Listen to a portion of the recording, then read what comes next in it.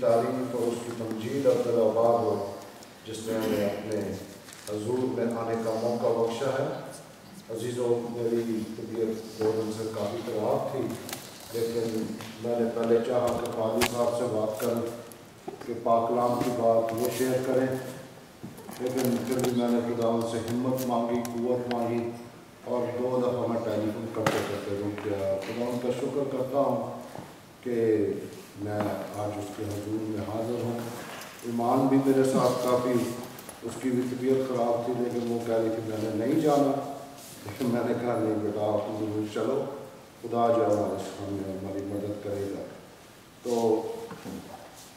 خداوند یسوع مسیح کے نام میں آپ سب کی خدمت میں سلام، اور باپ بیٹے روح قدس کی برکت سے ہم آج کے پاک کلام کو کھولتے ہیں، اور کلام مقدس کا جو ورد آپ کے سامنے پڑھا گیا یہ عید پینتیکوست والے دن کا واقعہ ہے، جو بہت مشہور ہے کہ کس طرح سے خدا ان کا پاک روح جب نازل ہوتا ہے تو شاگرد 120 لوگوں کی جماعت جو تھی، جو اکٹھی تھی بالا خانوں کے اوپر، وہاں پر وہ جب پاک روح سے بھر جاتے ہیں، اور جب وہ خدا کا کلام پیش کرتے ہیں تو وہاں پر کیا تبدیلی آتی ہے۔ تھوڑا سا پیچھے چلے جائیں۔ آپ کو یاد ہے کہ پچھلے سال کتنے لوگوں نے عید پینتیکوست کے اوپر پیغام دیا تھا؟ کچھ یاد ہے آپ کو؟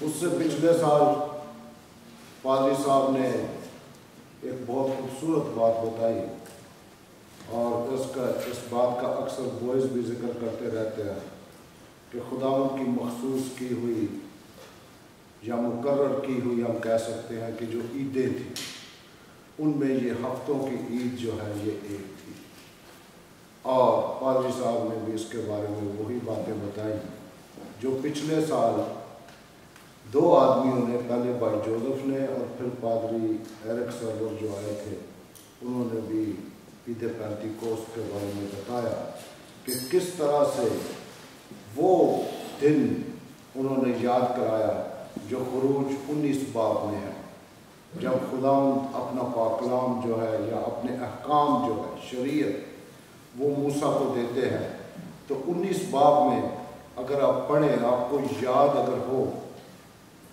تو انہوں نے بتایا کہ کس طرح سے خدا اپنے خادم موسیٰ کو حکم دیتا ہے کہ بنی اسرائیل کو کہہ کہ وہ پاک کریں اپنے آپ کو 3 دن پہلے، اور اس کے بعد جب وہ اس پہاڑ کے نزدیک حاضر ہوں تو اس کے پہاڑ کے ساتھ کوئی نہ آئے، پہاڑ کو کوئی نہ چھوئے، کیونکہ میں وہاں پر موجود ہوں گا۔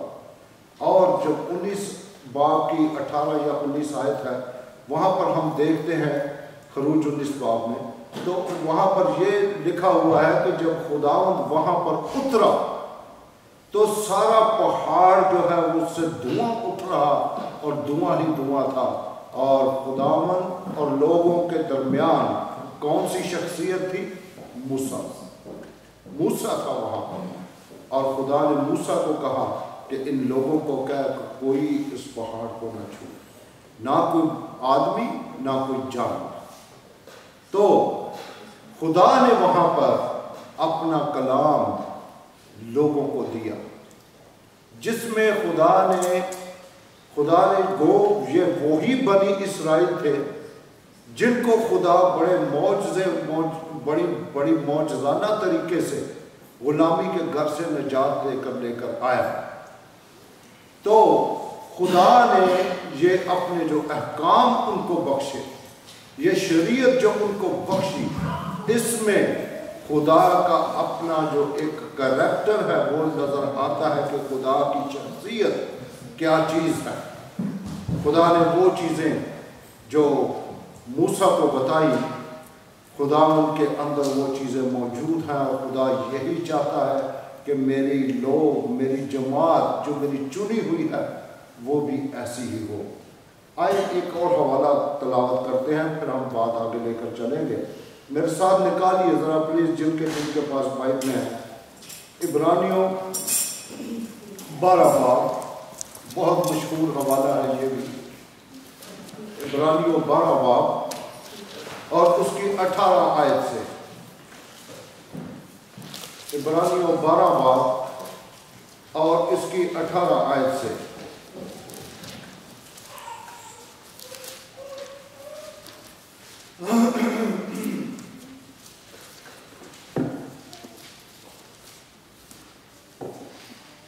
تم اس پہاڑ کے پاس نہیں آئے جس کو چھونا ممکن تھا، اور وہ آگ سے جلتا تھا، اور اس پر کالی گھٹا اور تاریکی اور طوفان اور نرسنگے کا شور اور کلام کرنے والے کی ایسی آواز تھی جس کے سننے والوں نے درخواست کی کہ ہم سے اور کلام نہ کیا جائے، کیونکہ وہ اس حکم کو برداشت نہ کر سکے کہ اگر کوئی جانور بھی اس پہاڑ کو چھوئے تو سنسار کیا جائے۔ اور وہ نظارہ ایسا ڈراؤنا تھا کہ موسیٰ نے کہا، میں نہایت ڈرتا اور کانپتا ہوں۔ بلکہ تم صہیون کے پہاڑ اور زندہ خدا کے شہر یعنی آسمانی یروشلم کے پاس اور لاکھوں فرشتوں اور ان پہلوٹوں کی عام جماعت یعنی کلیسیا جن کے نام آسمان پر لکھے ہیں، اور سب کے منصف خدا اور کامل کیے ہوئے راست بازوں کی روحوں اور نئے عہد کے درمیانی یسوع اور چھڑکاؤ کے اس خون کے پاس آئے ہو جو ہابل کے خون کی نسبت بہتر باتیں کہتا ہے۔ خبردار اس کہنے والے کا انکار نہ کرنا، کیونکہ جب وہ لوگ زمین پر ہدایت کرنے والے کا انکار کر کے نہ بچ سکے تو تم آسمان پر کے ہدایت کرنے والے سے منہ موڑ کر کیسے بچ سکے گے؟ اس کی آواز نے اس وقت زمین کو ہلا دیا، مگر اب اس نے یہ وعدہ کیا ہے کہ ایک بار پھر میں فقط زمین ہی کو نہیں بلکہ آسمان کو بھی کیا کروں گا؟ ہلا دوں گا۔ اور یہ عبارت کہ ایک بار پھر اس بات کو ظاہر کرتی ہے جو چیزیں ہلا دی جاتی ہیں مخلوق ہونے کے باعث ڈل جائیں گی تاکہ بے ہلی چیزیں قائم رہیں۔ پس ہم وہ بادشاہی پا کر جو ہیلے کی نہیں اس فضل کو ہاتھ سے نہ دیں جس کے سبب سے پسندیدہ طور پر خدا کی عبادت خدا ترسی اور خوف کے ساتھ کریں، کیونکہ ہمارا خدا کیا لکھا ہے؟ کیا لکھا ہے؟ بسم کرنے والی آگ ہے۔ اسی لیے خدا نے موسیٰ کو حکم دیا کہ کوئی بھی جاندار یا کوئی جانور، کوئی انسان اس پہاڑ کو نہ چھوئے۔ عزیزو، یہ ایک اور پہاڑ کی تصویر ہے جو یہاں پر ہمیں ملتی ہے۔ عزیزو، اب جانتے ہیں کہ موسیٰ کی جب خدا کے ساتھ ملاقات ہوئی تو کہاں پر ہوئی؟ پہاڑی کے اوپر، جب وہ بھیڑیں چرا رہا تھا اور اس پہاڑی کے اوپر خدا پر جب ظہور اس کے اوپر ہوتا ہے، وہ جھاڑی کو جلتے ہوئے دیکھتا ہے اور اس میں سے آگ نکل رہی ہے لیکن جھاڑی ہری کی ہری ہے۔ تو موسیٰ کو خدا کہتا ہے کہ اے موسیٰ اپنی جوتی اتار دے، کیونکہ یہ جگہ جہاں تو کھڑا ہے یہ کیا ہے؟ پاک ہے۔ وہاں پر خدا کا ظہور تھا۔ خدا نے کہا یہ جگہ جہاں تو کھڑا ہے یہ جگہ پاک ہے۔ اور اس کے بعد دوبارہ جب موسیٰ بنی اسرائیل کو لے کر آتا ہے تو اسی پہاڑ کے اوپر خدا کی پھر اس سے ملاقات ہوتی ہے۔ یہاں پر ایک چیز کی گواہی ہمیں ملتی ہے کہ موسیٰ نہایت ڈرتا اور کانپتا تھا۔ آخر وہ بھی انسان تھا، وہ اس کی خدا کے ساتھ ملاقات ہو چکی تھی، لیکن وہ بھی اتنا بڑا جلال خدا کا دیکھ کر اس کو ڈر تو ضرور لگا ہوگا۔ اور پھر اس کے بعد جب ہم آگے چلتے ہیں تو ہم دیکھتے ہیں خدا کی شریعت جو ہے وہ اس کے لوگوں کو مل جاتی ہے، خدا کے قوانین جو راست ہیں، اور وہ جب بنی اسرائیل کو ملتے ہیں تو اس کے بعد پھر ہم دیکھتے ہیں آگے تھوڑا چلتے ہیں تو بنی اسرائیل وہ خدا کا کلام لیتے ہوئے بھی بہت سے اور گناہوں میں شریک ہوتے ہیں، اور 40 دن کا جو سفر تھا وہ 40 برس میں ہو گیا۔ عزیزو، یہ تو وہ تھوڑا سا پس منظر تھا جو پچھلی دفعہ پادری ایرک سرور نے اور اس سے پہلے بھائی جوزف نے ایک ہفتہ پہلے، اور پھر اس کے بعد ہم جانتے ہیں پادری صاحب نے بھی اس کو ہمیں پچھلے سال اسی طرح سے انہی چیزوں کو انہوں نے ایسے ہی بتایا تھا۔ تو آج ہم جس پہاڑ کی بات کرتے ہیں کہ یہاں پر لکھا ہے کہ تم اس پہاڑ کے پاس نہیں آئے جس کو چھونا کیا ہے، یہاں پر کیا لکھا ہے؟ وہاں پر تو یہ تھا کہ تم پہاڑ کو نہ چھونا، یہاں پر کیا لکھا ہے کہ پہاڑ کو چھونا کیا ہے؟ ذرا اپنی بائبلوں پر دیکھیے، ممکن تھا، کیا لکھا ہے؟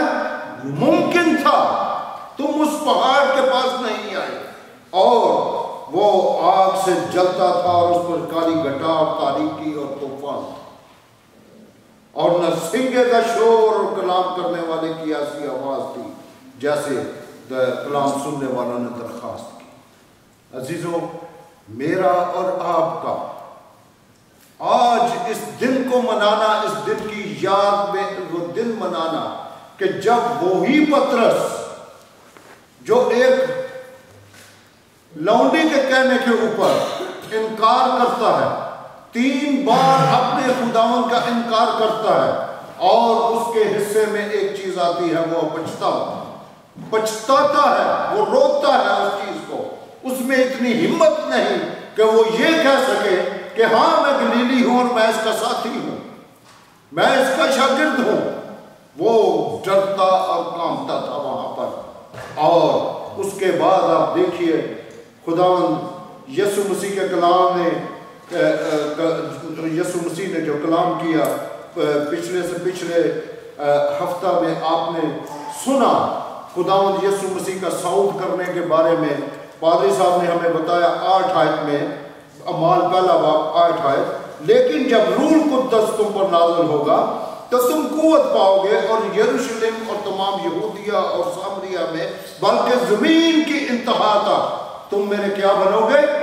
گواہ بنو گے۔ اور گواہی دینے کے لیے یہاں پر جو میں بات کرنا چاہتا ہوں وہ یہ ہے کہ گواہی دینے کے لیے ایک دلیری ہونی چاہیے انسان کے اندر۔ جو بزدل ہے، جس میں بزدلی ہے، ہمت نہیں، قوت نہیں، طاقت نہیں ہے، وہ آدمی کبھی گواہی نہیں دے سکتا۔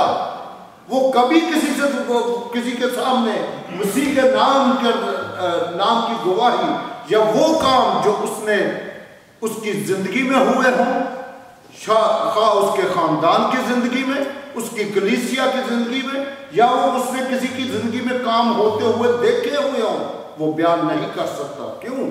کیونکہ اس میں دلیری نہیں، اس میں ڈر ہے، خوف ہے کہ یہ مجھے کیا سمجھے گا، یہ تو مجھے برا سمجھے گا کہ اگر میں مسیح کا نام اس کے سامنے لیتا ہوں۔ آپ جانتے ہیں کہ ہم کس ماحول میں رہتے ہیں، پاکستان میں کیا ماحول ہے، اور میں نے یہ بھی دیکھا کہ جو گواہی دیتے ہیں وہ بڑی دلیری کے ساتھ دیتے ہیں، اور مبارک ہیں وہ لوگ جو گواہی دیتے اور مسیح کے لیے پھل پیدا کرتے ہیں۔ عزیزو، پچھلے ہفتہ میں بھائی جوزف نے کچھ باتیں کی، اور ان میں ایک بہت اچھی بات جو انہوں نے کی وہ یہ ہے ایمان کی پختگی۔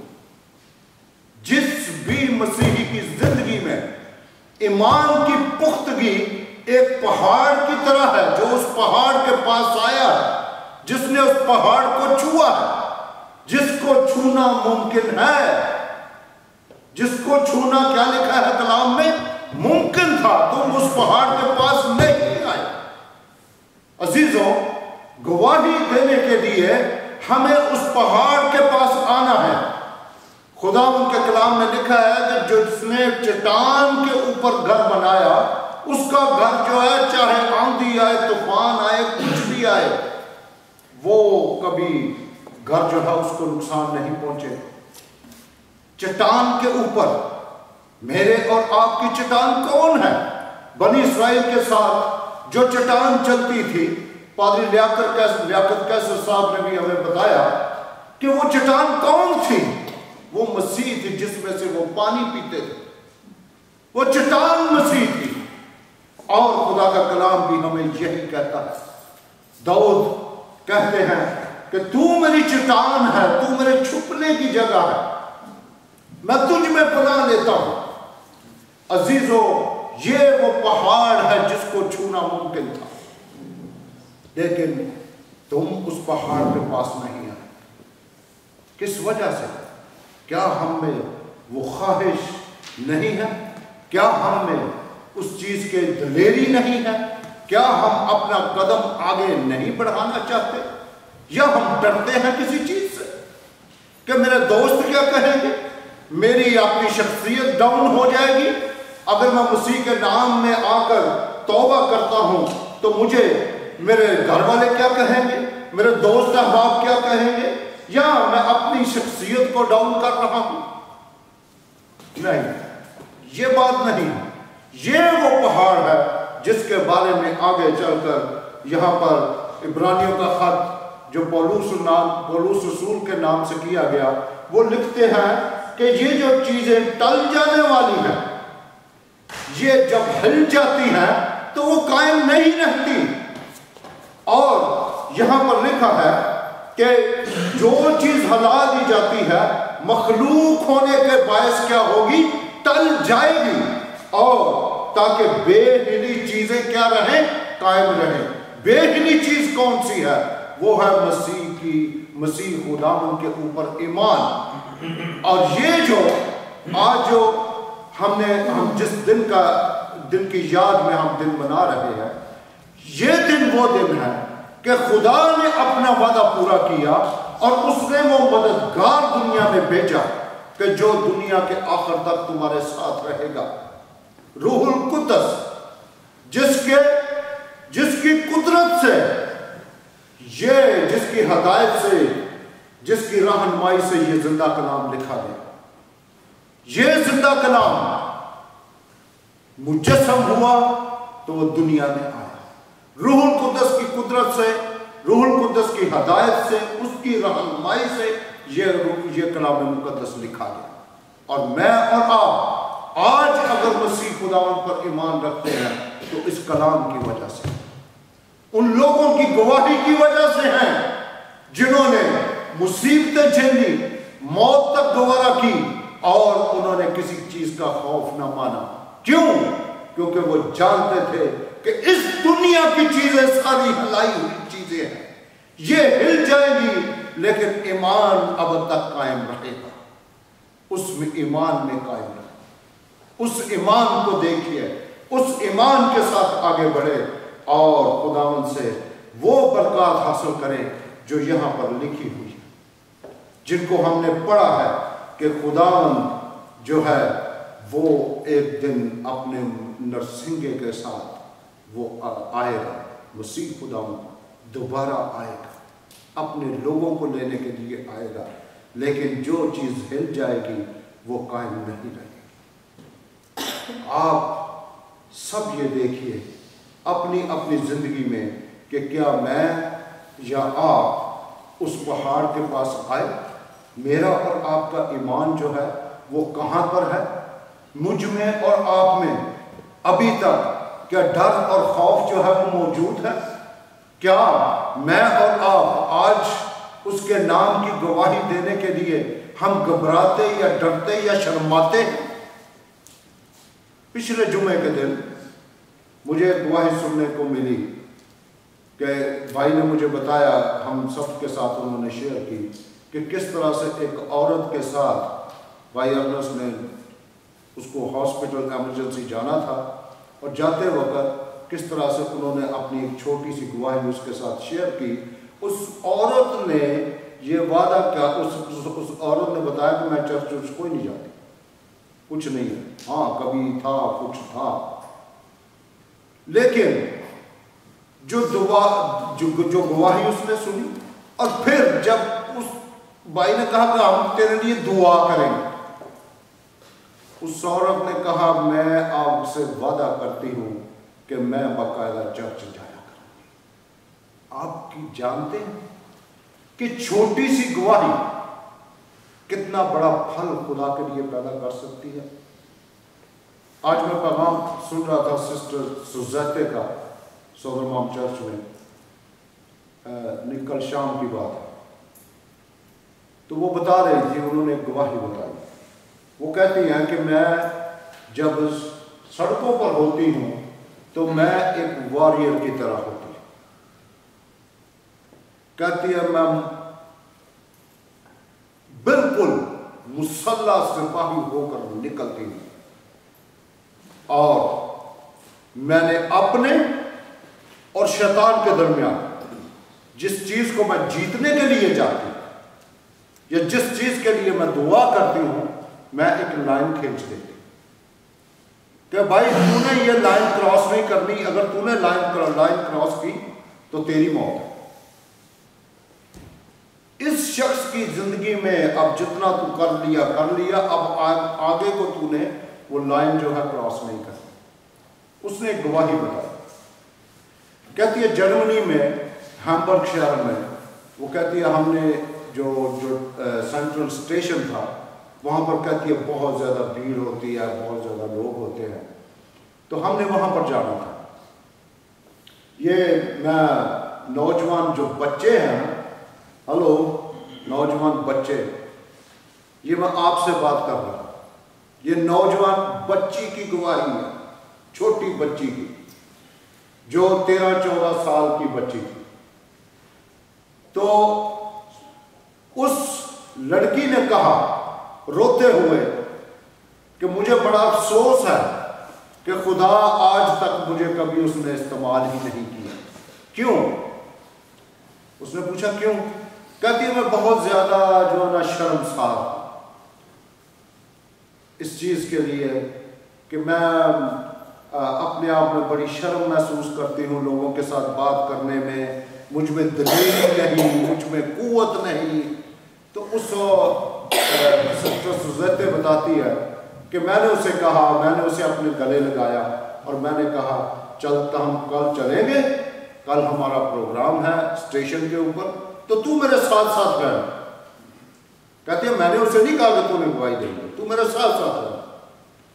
کہتی ہے وہاں پر ہم گئے، ہم نے گیت گوت گائے، جب تھوڑے سے لوگ اکٹھے ہوئے تو کہتی ہے میں لڑکی میرے ساتھ ساتھ تھی، میں نے اسے اس کے گلے میں ہاتھ ڈالا ہوا، تو جب میں نے کہا کہ اب ہم جو ہے نا خدا کے نام کی ایک گواہی سنیں، کہتی ہے میں نے اسے یہ تیار کیا تھا کہ جب بھی تجھے گواہی دینے کا موقع ملے، جو کچھ بھی تیری زندگی میں ہوا، کیسے تو مسیح کے پاس آئی، تو نے کس طرح اس کو قبول کیا، تو نے کیا اپنے چرچ میں یا اپنے خاندان میں یا اپنے کلیسیا میں سیکھا، تو نے وہی بتانا۔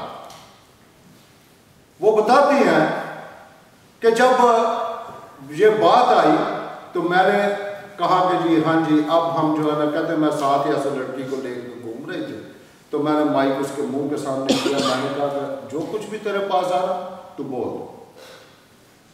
کہتی ہے اس نے بولنا شروع کیا، آواز اس کی بہت آہستہ تھی، تو ہم نے لاؤڈ سپیکر جو ہے نا اس کو پورے فل اس کو کھول دیا۔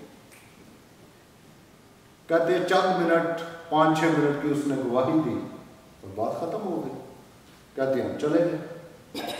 4 ہفتے کے بعد وہ بتاتی ہیں انہوں نے جو بات کہی کہ ہیمبرگ کی جو ریڈ اسٹریٹ ہے، کہتی ہے میں وہاں پر پروگرام کرنے کے لیے گئی، تو وہ کہتی ہے اگر میری ماں زندہ ہوتی تو میری ماں نے قبر سے نکل کر مجھے پکڑ لینا تھا کہ تو کل یہاں پر کیا کرنے آئی ہے اس جگہ۔ تو وہ بتاتی ہیں کہ ہم نے اپنا پروگرام شروع کیا تو ایک دیو قامت آدمی جو بڑا لمبا چوڑا اور مسلز بڑے بڑے اس کے، اور اس کی شکل ہی جو تھی وہی لگ رہی تھی کہ یہ جو ہے نا انسان کو کھا گیا۔ کہتی ہے وہ آ کے تو میرے سامنے کھڑا، تو وہ بتاتی ہے کہ میں اس کے بالکل چھاتی کے ساتھ آتی تھی، میرا وہ خود بھی کافی لمبی ہے لیکن وہ بتاتی ہے کہ اس کی چیسٹ تک میرا جو تھا وہ سر لگا تھا، تو میں نے اس کو ایسے اوپر سے دیکھا تو میں نے اگنور کیا، تو میں نے اپنی بات جو شروع رکھی۔ کہتی ہے میں نے بات شروع رکھی تو خدا کا روح نے مجھے کہا کہ نہیں تو اس کے ساتھ بات کر. کہتی ہے میں نے اسے کہا کیا میں تمہیں یسوع مسیح کے بارے میں بتاؤں کہ وہ آپ کو پیار کرتا ہے؟ کہتے ہیں وہ آدمی خاموش رہا. کہتی ہے میں نے پھر زور سے کہا. تو کہتی ہے جب میں نے اوپر نظر اٹھا کے دیکھی تو کہتی ہے کہ اس آدمی نے مجھے زور سے جھپٹ ڈال دیا. کہتی ہے اتنی زور سے اس نے مجھے دبایا کہ میں حیران رہ گئی. تو اس کی آنکھوں سے آنسو بہہ رہے تھے. تو بعد میں اس نے مجھے چھوڑا تو کہنے لگا کہ میں آج سے 4 ہفتے پہلے میں ادھر اسٹیشن کے اوپر تھا اور ایک چھوٹی لڑکی کی گواہی نے مجھے خرید لیا یسوع مسیح کے لیے. ہلیلویا. اور اس نے بتایا کہ وہ آدمی ادھر جو ریڈ اسٹریٹ ہے وہاں کا ایک بہت بڑا ڈرگز ڈیلر ہے. اور اس نے کہا اس دن سے میں نے اپنی زندگی یسوع مسیح کو دی. اس نے بات جو بتائی کہ کیا پتا کہ آپ کی کوئی چھوٹی سی گواہی کسی کی زندگی میں بہت بڑا بلچال لے آئے. وہ اس پہاڑ کے پاس آ جائے جس کو چھونا ممکن تھا, اس پہاڑ کے پاس جس سے آگ اٹھ رہی تھی, اس پہاڑ کے پاس جو دھوئیں سے بھرپور تھا.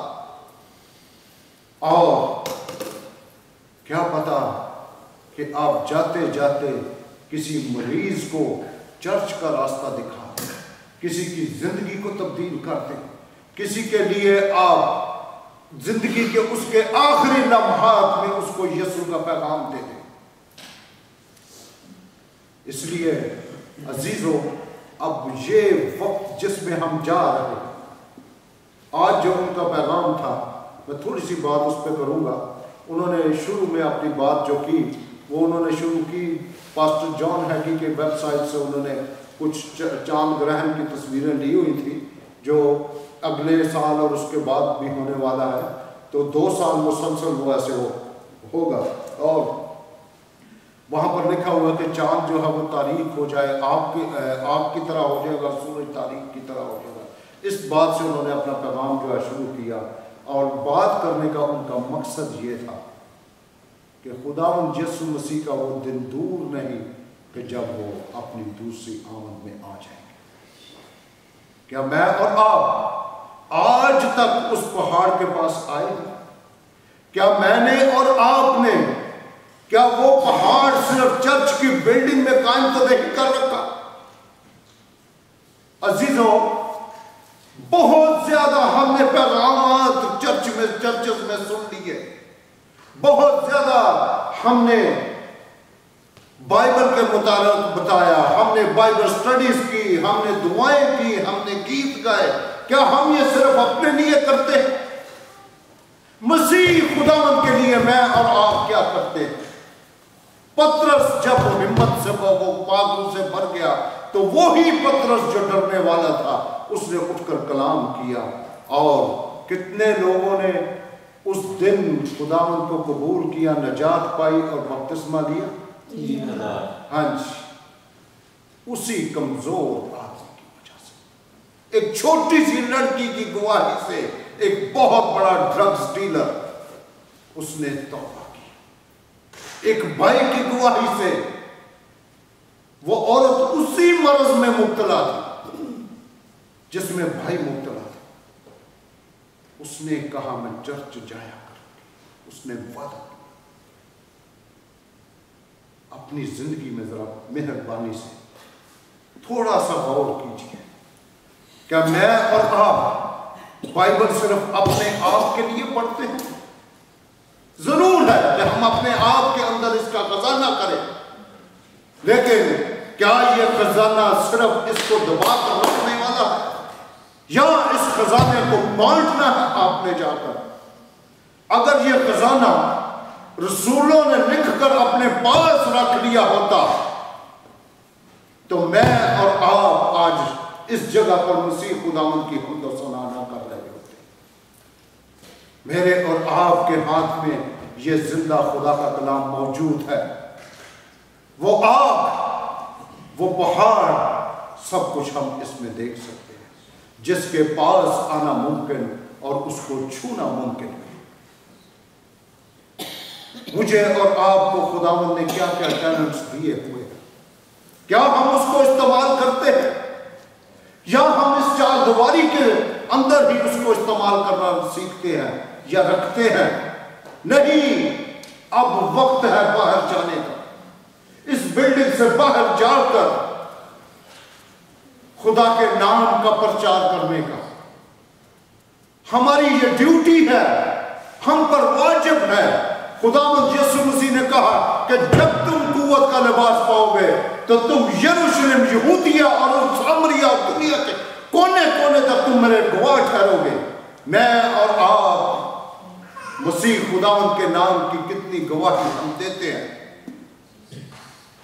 کیا ہم نے چرچ کے باہر اس اسٹریٹ کے اوپر یا اپنے کام کے اوپر یا ہم جہاں کہیں بھی ہمارے دوست احباب یا ہمارے کو ملنے جلنے والا ہے، کیا ہم نے کبھی ان کے ساتھ مسیح خداوند کی گواہی شیئر کی ہے؟ اگر نہیں کی تو میں اور آپ آج تک اس پہاڑ کے پاس آئے ہی نہیں جس کو چھونا ممکن تھا. ہم یہ سمجھتے ہیں کہ یہ جو میرے پاس ایمان ہے یہ ہلا دینے والی چیز ہے، یہ ہل جائے گا اور قائم نہیں رہے گا. اس چیز کا ہمیں ڈر ہے. لیکن عزیزوں، آج کا دن پاک روح کا نزول کا دن ہے. وہ نازل ہوا اس لیے کہ تم قوت پاؤ اور میرے نام کی گواہی دو. گواہی ہمت اور قوت کے بغیر بالکل نہیں دی جاتی. ایک اور بات میں کروں گا آپ کے ساتھ. یہ وہ بات ہے جو خداوند یسوع مسیح نے کہا کہ جاؤ تم جا کر دنیا کو میرے نام سے شاگرد بناؤ اور ان کو باپ، بیٹے اور روح القدس کے نام میں بپتسمہ دو. یہ وہ چیز ہے، یہ دلیری کے ساتھ آتی ہے. جب تک میرے اور آپ کے پاس خدا کا روح القدس نہیں ہے اس وقت تک ہمارے پاس دلیری نہیں. ہم بزدل ہیں. ہم انسانی باطنی انسانیت میں ہم زندگی گزارتے ہیں اور ہماری روحانی طبیعت، ہماری روحانی انسانیت وہ بالکل مردہ ہے. عزیزوں، ایک اور بات میں آپ کے ساتھ ضرور شیئر کروں گا. جو حوالہ آپ کے سامنے پڑھا گیا، اعمال 2 باب، ذرا مہربانی سے اپنی کتابیں کھولیے. اعمال 2 باب اور اس کی 17 آیت. اعمال 2 باب اور 17 آیت. کوئی بھائی بہن اس کو پڑھ دیں. خدا فرماتا ہے کہ آپ کے دلوں میں ایسا ہو. سوری 20 آیت تک پڑھ دیجیے اونچی آواز سے. خدا فرماتا ہے کہ آپ کے دلوں میں ایسا ہو. میں اپنے روح میں سے ہر بشر پر ڈالوں گا اور تمہارے بیٹے اور تمہاری بیٹیاں نبوت کریں اور تمہارے جوان رویا اور تمہارے بوڑھے خواب دیکھیں. بلکہ میں اپنے بندوں اور اپنی بندیوں پر ان دنوں میں اپنے روح میں سے ڈالوں گا اور وہ نبوت کریں گے. اور میں آسمان پر عجیب کام اور نیچے زمین پر نشانیاں یعنی خون اور آگ اور دھوئیں کا بادل دکھاؤں گا. سورج تاریک اور چاند خون ہو جائے گا بیشتر اس سے کہ خدا کا عظیم اور جلیل دن آئے. آمین.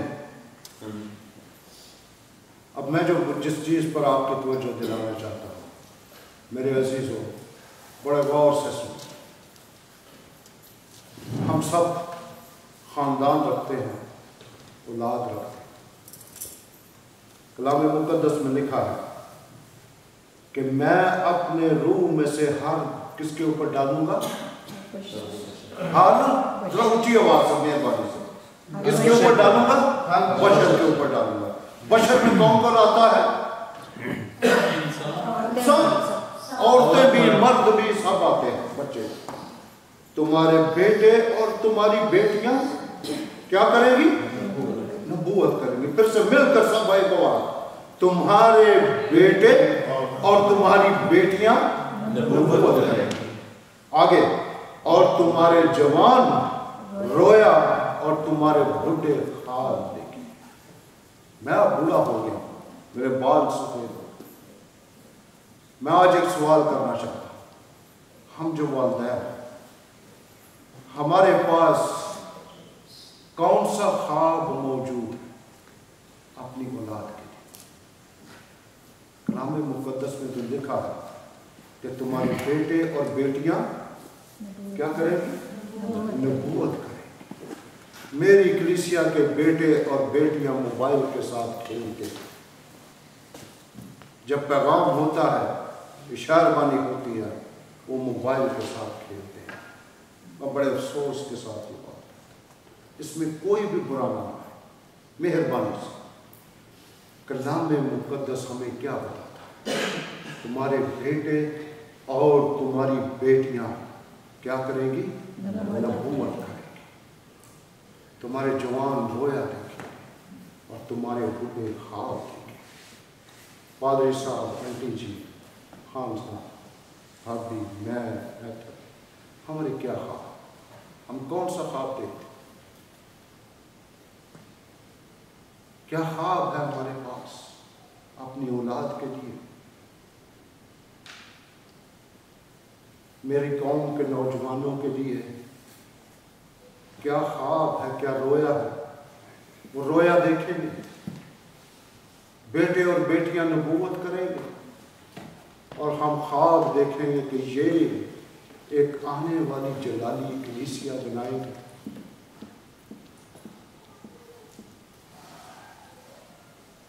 क्या मेरे और आपके पास इसका क्या जवाब है? आज सिस्टर सुजाता ने एक बड़ी खूबसूरत बात कही। उसने कहा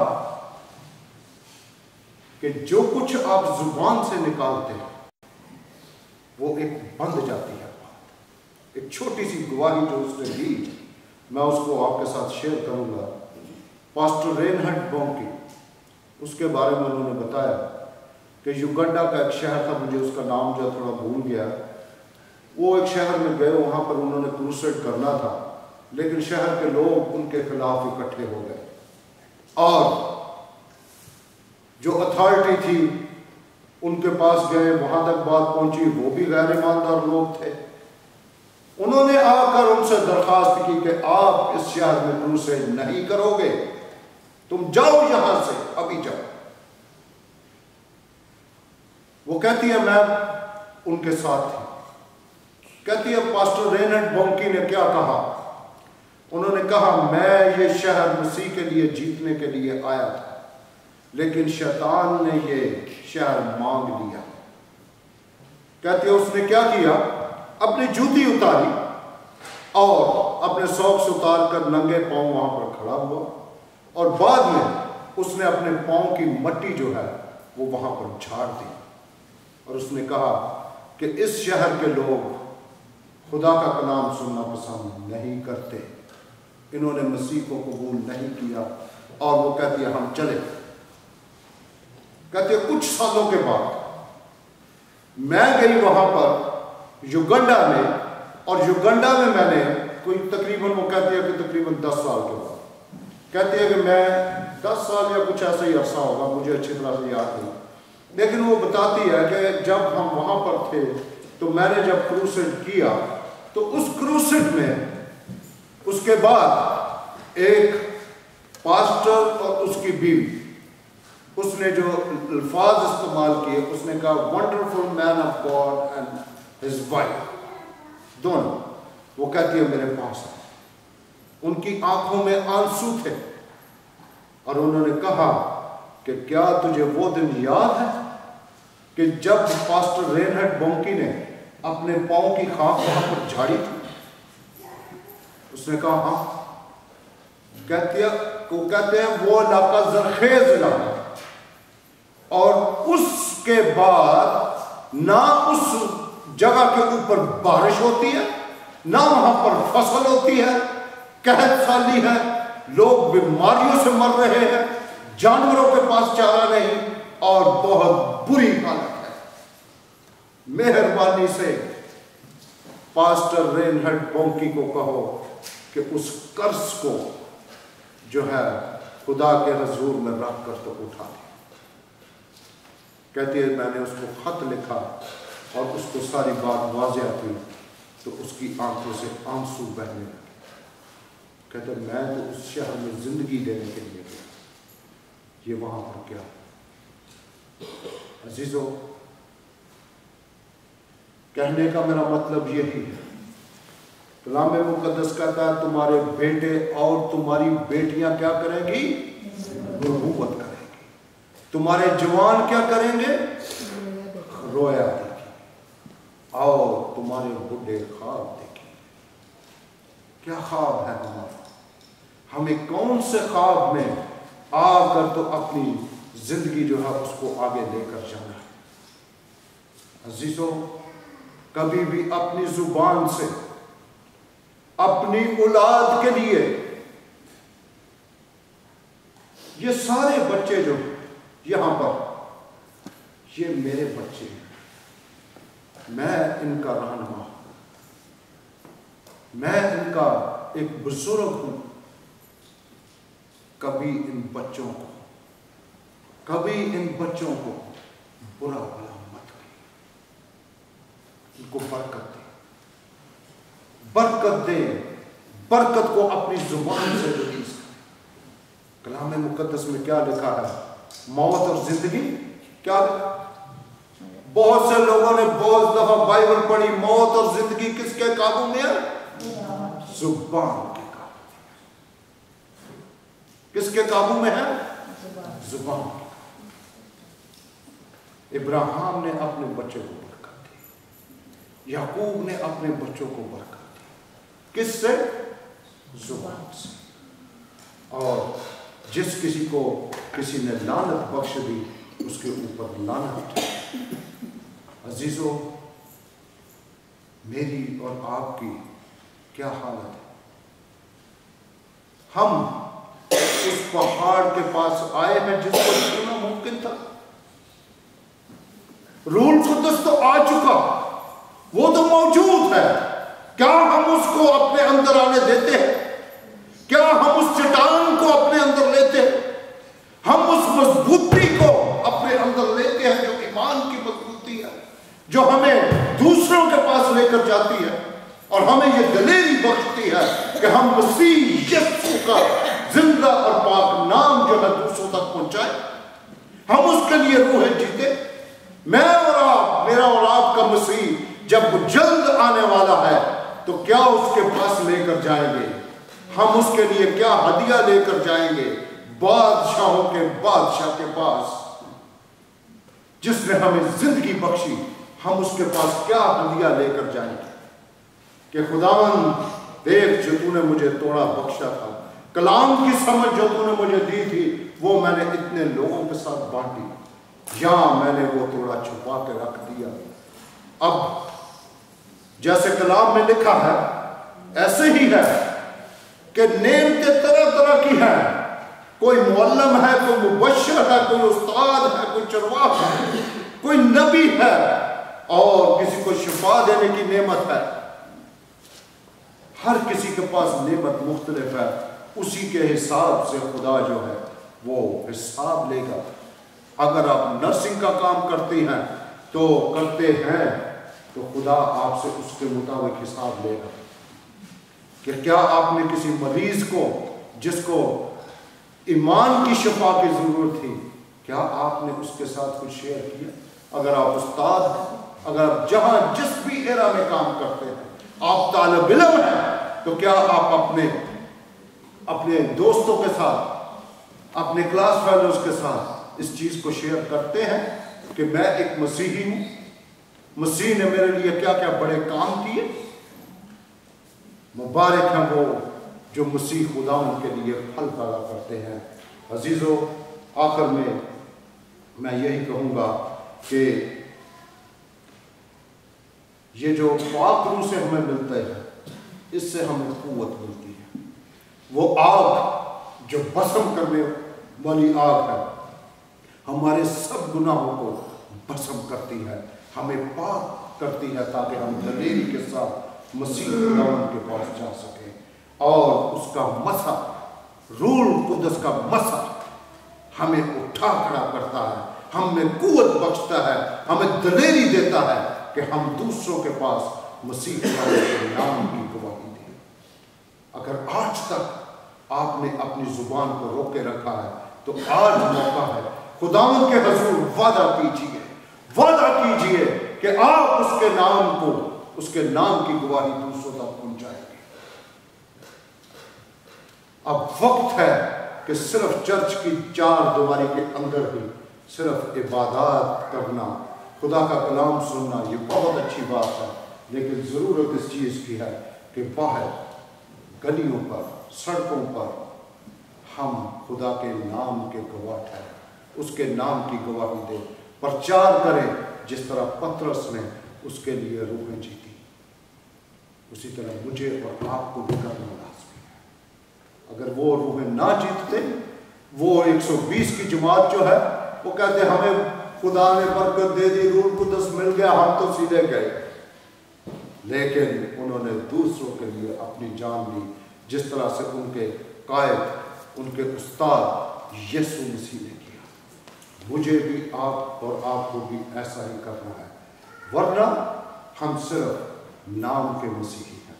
हमें अमल करना है और अमली तौर पर हमें रूहें जीतनी है।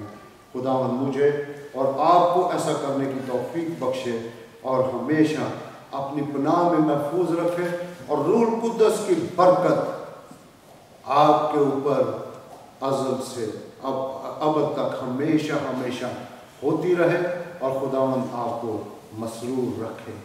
आमीन। आए हम अपने सर को झुकाएं और उसके लिए अच्छी बातें करें। और वो जो उर्दू समझते हैं, मैं ये कहना चाहता हूँ कि we will talk about cross today.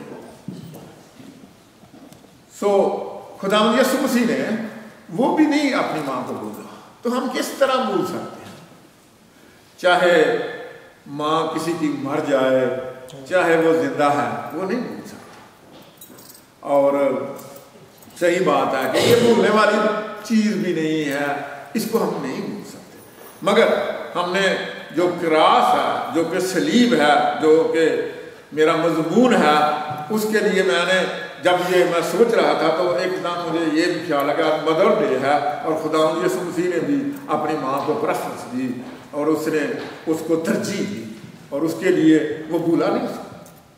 तो जो क्रॉस की जो बात है, ये मैंने इसको क्यों चुना है, क्रिश्चियनिटी में जो क्रॉस है ये सबसे अहम बात है मेरे नज़दीक। जब मैं इसको पढ़ता हूँ, जब भी मैं कभी देखता हूँ, तो सही बात है कि मुझे बड़ी खुशी होती है कि जो पहले मैं ये, जब मैं खुदावंद में नहीं था, जब मैं खुदावंद को कबूल ही नहीं किया हुआ था, ठीक है बाइबल बड़ी आती थी, सब कुछ ही होता था, मगर उसकी गहराई में जाना ही बड़ा मुश्किल था।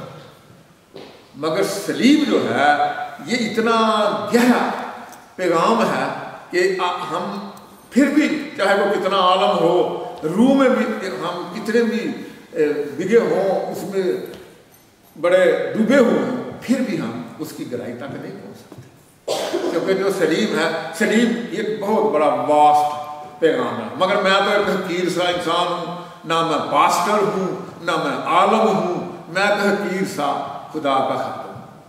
तो अगर मैं इसको कोई गलत बात या कोई गलत मुझसे बात हो जाए तो मुझे माफ़ करना, क्योंकि मैंने पहले बोल दिया कि मैं आलम नहीं हूँ, मगर मैं कोशिश करूँगा कि इसको अच्छे तरीके से एक्सप्लेन करूँ। सो मेरे दिलो, सबसे पहले हम जो देखेंगे सलीब के लिए, इसके लिए ये देखेंगे कि इसकी क्या वैल्यू, इसकी अहमियत और इसका पैगाम जो है वो क्या है। इन दो बातों के ऊपर बात करूँगा कि अहमियत, सलीब की अहमियत। क्यों खुदा के बंदे ने कहा कि मैं किसी और चीज़ के ऊपर फख्र ही नहीं कर सकता। उसने कहा कि अगर उसकी ज़िंदगी है, अगर उसका जीना है, मरना है, सोना है, उठना है, बैठना है, तो उसने कहा ये सलीब ही है। और उसने اس کو, کیونکہ اس کے دل میں سلیب کھل گئی تھی, اس کے دل میں سلیب تھی, کیونکہ اس کے دل میں سلیب جو ہے یہ ہمیں کیا دیتی ہے, یہ ہمیں پیار دیتی ہے, محبت دیتی ہے, حلیمی دیتی ہے, فروخت نہیں دیتی ہے. ہم اپنے آپ کو حقیر بنا لیتے ہیں. مسیح نے یہی کیا, کلام بھی یہی کہتا ہے, کہاں اس میں فلپیوں میں لکھا ہے کہ اس نے اپنے آپ کو خالی کر دیا اور حقیر کر دیا اور موت یعنی صلیبی موت ہوا. سو جو صلیب کی اہمیت ہے, جو کہ خدا کے روح نے یہ بتایا, اور وہ اس نے کہا جو کرنتھیوں میں لکھا ہے کہ ہلاک ہونے والوں کے نزدیک جو ہے یہ بیوقوفی ہے, مگر نجات پانے والوں کے نزدیک یہ خدا کی قدرت ہے. یہ بہت بڑی بات ہے. قدرت جو ہے یہ بہت اہم ہے. جب قدرت ہوتی ہے تو اسے کچھ ہوتا ہے, معجزات ہوتے ہیں اور بڑے بڑے کام ہوتے ہیں, اور یہ قدرت کرتی ہے. خدا باپ یسوع مسیح کی قدرت جو ہے وہی معجزات کرتی ہے. اسی لیے اس نے کہا کہ اس میں خدا کی قدرت ہے, صلیب سے معجزے ہوتے ہیں. مجھے ایک بات یاد آ گئی, بڑا میں کوشش کروں گا, آگے بڑا ٹائم ہو گیا تو میں کوشش کروں گا کہ بہت زیادہ نہ ٹائم ہو, تو اس کے بعد تو دیکھو میری ذاتی جو بات کراس کے لیے جو میں کہہ رہا ہوں, مجھے یاد ہے بڑے سال ہو گئے, مجھے بڑی سخت درد ہوتی تھی, میرے پتے میں گڑبڑ تھی, تو اتنی درد ہوتی تھی کہ جس کسی کو اگر یہ پرابلم ہے وہی بتا سکتا ہے.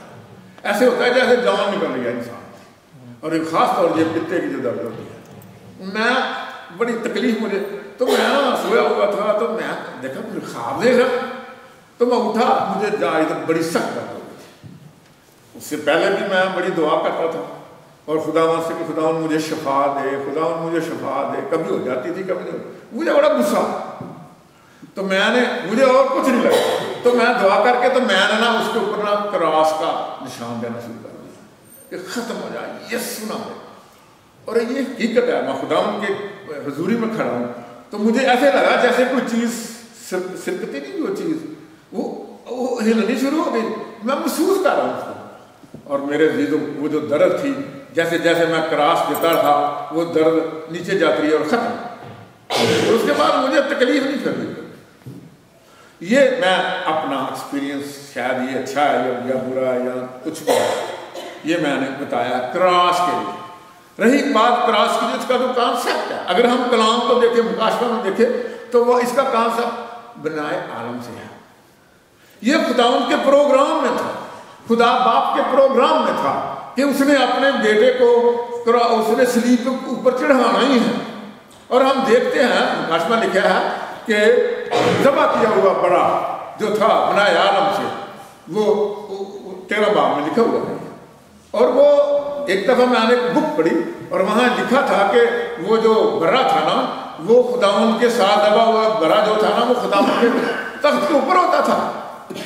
اس وقت تب یہ انسان نہیں پیدا ہوا تھا, فرشتے تھے, اور وہ اس کی مدح سرائی کرتے, پرستش کرتے تھے, عبادت کرتے تھے, اور وہ دیکھتے تھے کہ یہ خدا کی تو ہم پرستش کر رہے ہیں, مگر یہ ذبح کیا ہوا برا جو وہاں ہے یہ ان کے لیے ایک معاملہ تھا, ان کے لیے ایک چھپی بات تھی. مگر خداوند سے کون جرت کر سکتا, وہ جرت نہیں کرتے تھے پوچھنے کی. مگر شیطان کے دماغ میں یہ ضرور کیا رہا ہے کہ یہ کیا ہے, اور یہی سے ضرور پیدا.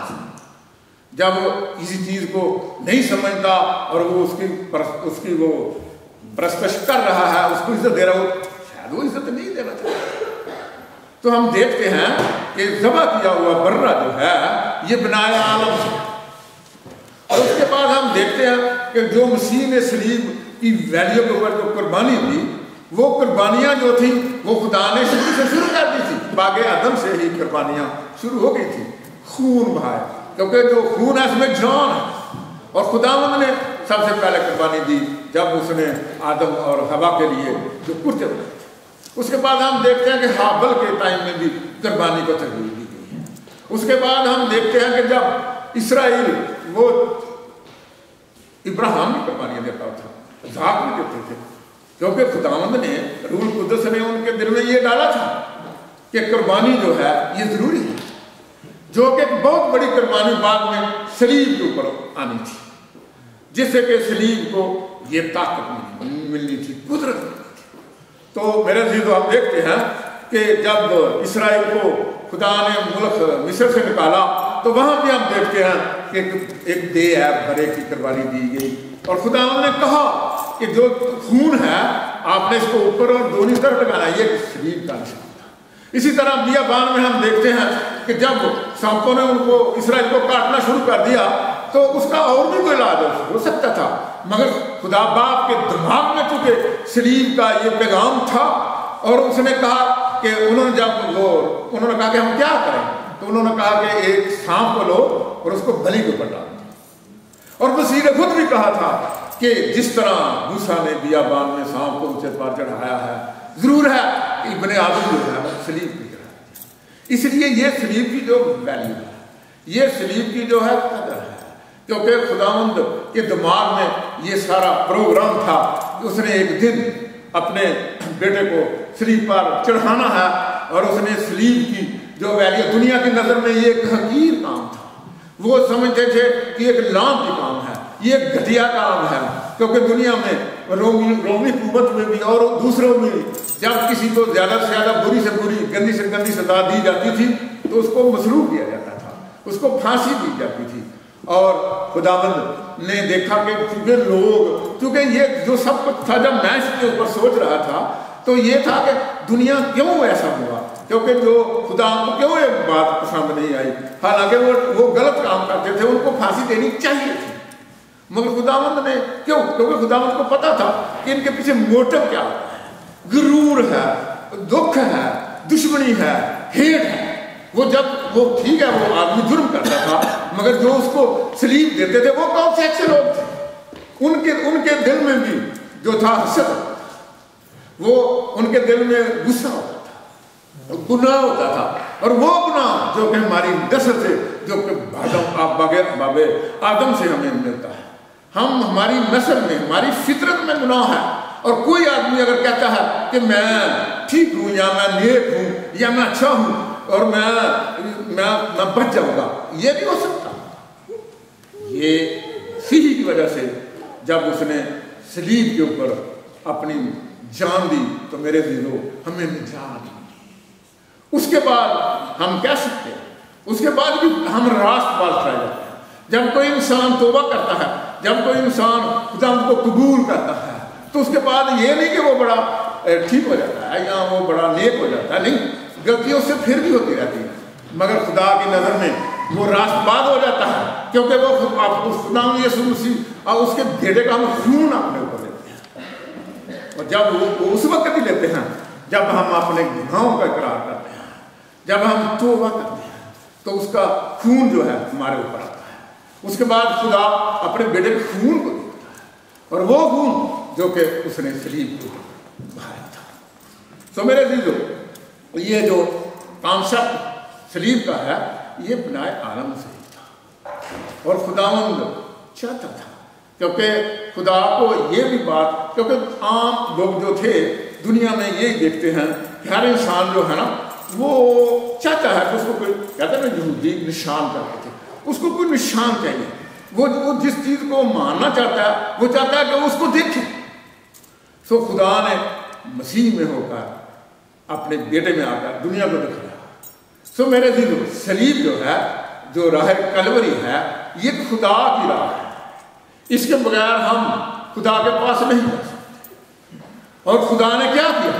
خدا نے مسیح میں ہو کر اپنے آپ کو مسیح میں مجسم کر کے جو ہماری خودی تھی، یعنی جو ہماری فطرت تھی، اس کو ختم کیا سلیب کے اوپر۔ دیکھو میرے عزیزو، جو خون جو ہے وہ ہمارے گناہوں کو ختم کر سکتا ہے، مگر جو ہماری فطرت ہے، جو ہماری خودی ہے، جو ہماری نیچر ہے، اس کے لیے سلیب کی ضرورت تھی۔ دیکھیں گے ہم نے حوالہ رومیوں 6 باب، یہ کلام کرتا ہے، میں نہیں کہتا۔ چنانچہ ہم جانتے ہیں، یہ ڈیفینیٹ ہے، چنانچہ ہم جانتے ہیں کہ ہماری پرانی انسانیت اس کے ساتھ اس لیے مصلوب کی گئی کہ گناہ کا بدن بیکار ہو جائے تاکہ ہم آگے کو گناہ کی غلامی میں نہ رہیں۔ یہ ہم دیکھتے ہیں کہ یہاں پرانی انسانیت کا ذکر ہے، ہماری پرانی زندگی کا ذکر ہے، ہماری فطرت، ہماری جو نیچر ہے اس کا ذکر ہے۔ پرانی انسانیت کیا ہے؟ یہ ہماری پرانی نیچر ہے۔ تو یہ لکھا ہے کہ وہ اس لیے ہم جانتے ہیں، خدا کا بندہ روح القدس نے اس کو یہ بتایا کہ وہ ڈیفینیٹ ہے۔ وہ کہتا ہے کہ ہم جانتے ہیں کہ ہماری پرانی انسانیت ہے وہ صلیب کے اوپر مصلوب کی گئی ہے۔ صلیب کے اوپر، یہ ہم اپنی صلیب کے اوپر نہیں، خداوند یسوع مسیح کی صلیب کے اوپر، وہ صلیب جو کہ کلوری پر تھی۔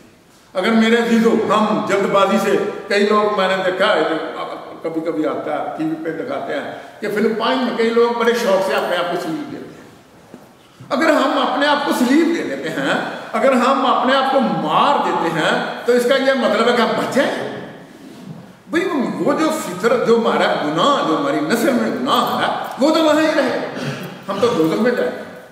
مگر کلام ہمیں کیا کہتا ہے کہ ہمیں اپنی خودی کو، یعنی کہ اپنی فطرت کو خداوند یسوع مسیح کی صلیب کے اوپر اس کے ساتھ مصلوب کرنا ہے۔ پھر اور اس کا کیا مطلب ہے کہ ہم اس کے ساتھ شیئر کرتے ہیں ایمان سے، خداوند کی موت میں، خداوند کے مرنے میں اپنے آپ کو شامل کر دیتے ہیں۔ آگے لکھا ہے کہ جو یہ لکھا کہ خداوند یسوع نے کہا جو کوئی اپنی خودی کا انکار کرے، اپنی صلیب اٹھائے اور میرے پیچھے ہو گئے۔ میرے عزیزو، خودی کا کلام میں کہیں نہیں، ہم اپنی خودی کا انکار نہیں کر سکتے۔ یہ باتیں بڑی مشکل ہیں، اتنی آسان نہیں ہے۔ ہم اپنی خودی کا انکار نہیں کر سکتے۔ کیوں؟ کیونکہ یہ کچھ لکھا ہی نہیں ہے پہلے میں۔ اگر کسی کو آپ مجھے بتا دینا، ہم اپنی خودی اگر بولیں گے میں اپنی خودی سے انکار کروں گا تو وہ نہیں ہو جائے گا، وہ ایسے زبانی بات ہوگی۔ تو کلام کیا کہتا ہے کہ خداوند نے ایک طریقہ ایجاد کیا، خدا باپ نے، اس نے کیا کیا کہ اس نے ہمیں، مجھے اور آپ کو اپنے بیٹے کی موت اور اس کے جی اٹھنے میں شامل کر دیا۔ جب ہم اپنے اس کی موت اور جی اٹھنے میں اپنے آپ کو شامل کر لیتے ہیں تو میرے عزیزو ہم پھر اپنی خودی کا انکار کر سکتے ہیں، نہیں تو نہیں۔ تیسری بات، جو نفس یعنی جسمانیت جو ہے، اس کو کوئی چیز جو ہے مغلوب نہیں کر سکتی، اس کو کوئی چیز کنٹرول ہی نہیں کر سکتی، کیونکہ یہ مشکل ہے۔ ہم اپنی کوشش یا اپنے آپ کو اگر مار بھی دیں، اپنے آپ کو مصلوب بھی کر دیں تو پھر بھی ہم نہیں اس کو مغلوب نہیں کر سکتے۔ تو کیا ہے، خدا نے اس کا بھی یہ بتایا، جیسے کہ فلپیو 2:20 صاحب نے لکھا ہے، میں مسیح کے ساتھ، یہ نہیں ہے کہ میں مصلوب ہو گیا، میں مسیح کے ساتھ مصلوب ہوا، اب میں زندہ نہ رہا بلکہ مسیح مجھ میں زندہ ہے۔ میرے جو یہ وہی صلیب ہے، وہی کلری کی صلیب ہے جس پر کہ خدا کا بندہ کہتا ہے کہ میں مسیح کے ساتھ مصلوب ہو گیا ہوں۔ سو میرے عزیزو، جب ہم یہ کرتے ہیں اور جو ہمارے اور ہمارے جسم کی رغبتوں کے درمیان ایک دیوار بن جاتی ہے، ایک باڑ بن جاتی ہے، اور خداوند کی مرضی پر چلنے کا راستہ کھلتا ہے، یہ صلیب کی امید ہے، یہ صلیب کا کام ہے۔ چوتھی بات جو ہے وہ یہ ہے کہ صلیب جو ہے وہ ہمارے لیے کیا کرتی ہے۔ صلیب، مسیح کی صلیب کا نتیجہ کیا تھا؟ کیا ہوا تھا؟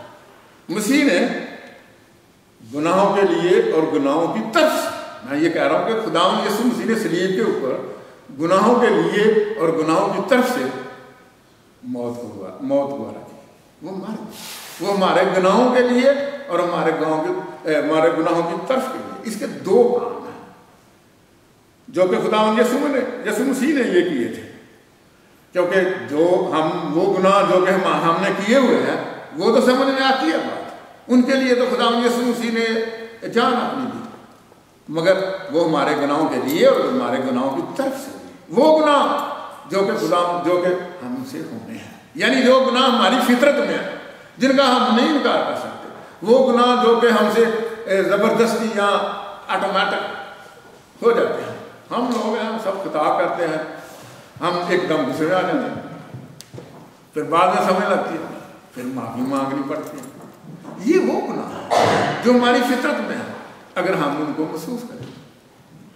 اس لیے خداوند جو ہے وہ ہمارے گناہوں کے لیے، ہمارے گناہوں کی طرف سے اور ہمارے گناہوں کے لیے اس نے موت کو گوارا کیا.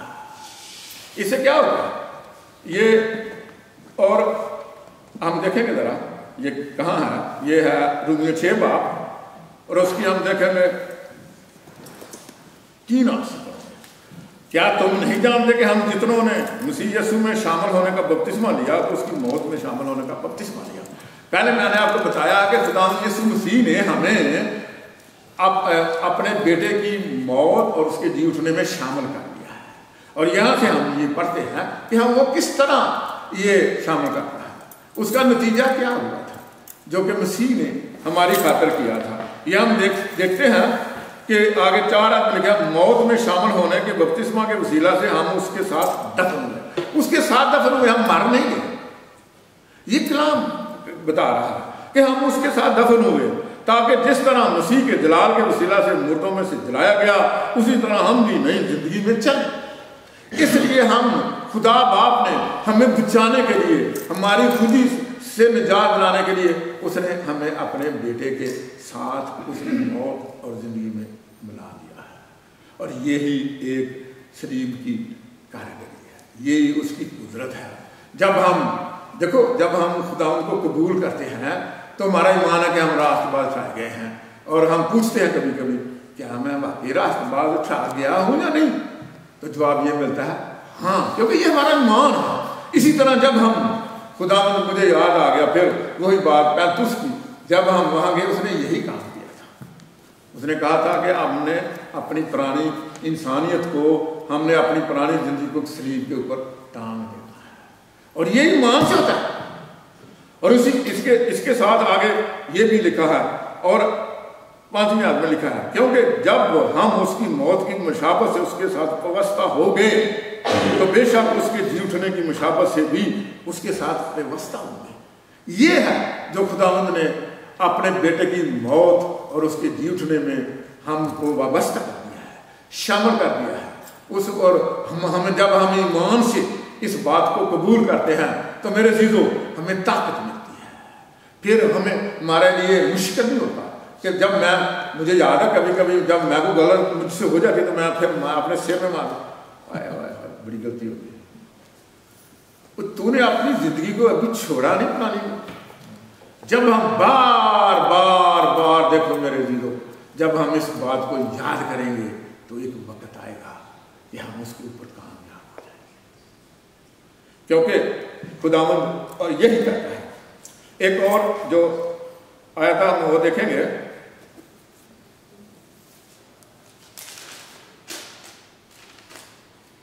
کلسی 3 باب اور اس کی 3 آیت.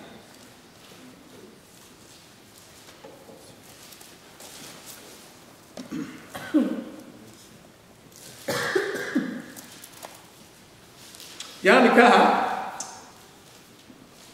اور تمہاری زندگی مسیح کے ساتھ خدا میں پوشیدہ ہے کیونکہ تم مر گئے اور تمہاری زندگی مسیح کے ساتھ خدا میں پوشیدہ ہے. ہم مر نہیں گئے بلکہ ہم خداوند یسوع مسیح کی موت میں اپنے آپ کو ہمیں شامل کرنا ہے. اس کے بعد پھر ہم نے خداوند یسوع، اگر ہم مر جائیں گے تو پھر ہم دوسری زندگی میں کیسے چل سکتے ہیں، کیونکہ جو مر جاتا ہے وہ تو ختم ہو جاتا ہے. خداوند یسوع مسیح مر گیا تھا مگر وہ زندہ ہو گیا تھا. ہم بھی اگر ہم مر جائیں گے تو ابھی تو نہیں ہم زندہ ہوں گے، ہم تو اس وقت زندہ ہوں گے جب خداوند آئے گا. اور اس کے ساتھ ہی ہم دیکھتے ہیں ایک اور جو ہے رومیو 6 اس کی 11 آیت ہے.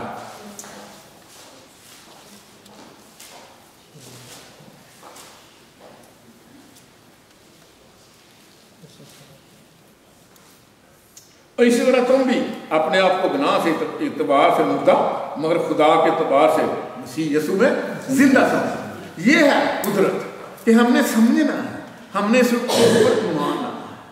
मेरे अज़ीज़ों, सलीब का आसमान पर क्या असर हुआ? खुदावन से हमारी नई यगानियत शुरू हो गई है, खुदावन से हमारी सुलह हो गई है, और हमारी फितरत के ख़त्म होने से गुनाह का हम पर जोर नहीं रहता, हम उसके कब्जे से निकल जाते हैं। मेरे अज़ीज़ों, ये सलीब की वैल्यू है, ये कदर है।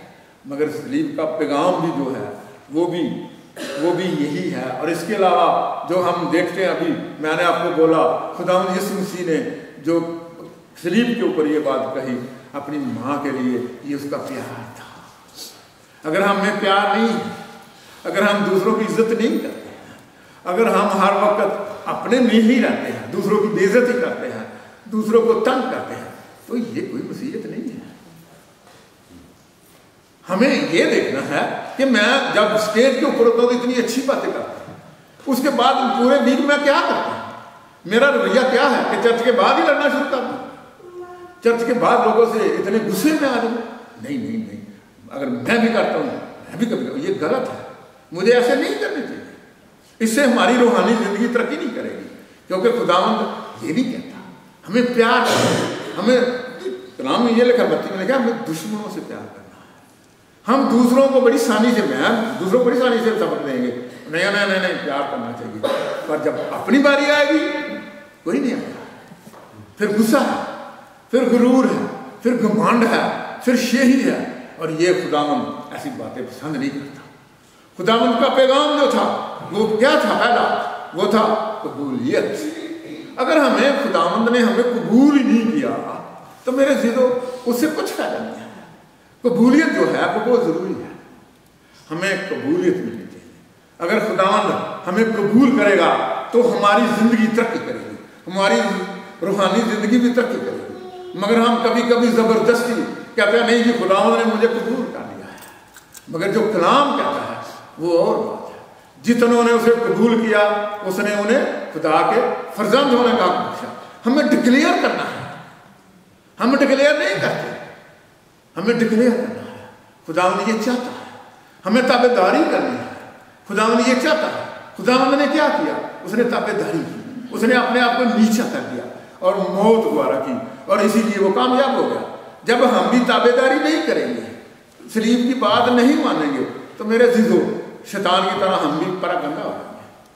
शैतान में क्या है कि वो ताबेदारी नहीं थी, उसने खुदा बाप की ताबेदारी नहीं की, आदम ने ताबेदारी नहीं की। जिन्होंने ताबेदारी नहीं की वो सब गुनाह मांगे हैं। मगर अगर हम ताबेदारी नहीं करेंगे तो मेरे अज़ीज़ों हम कभी नहीं बच सकते।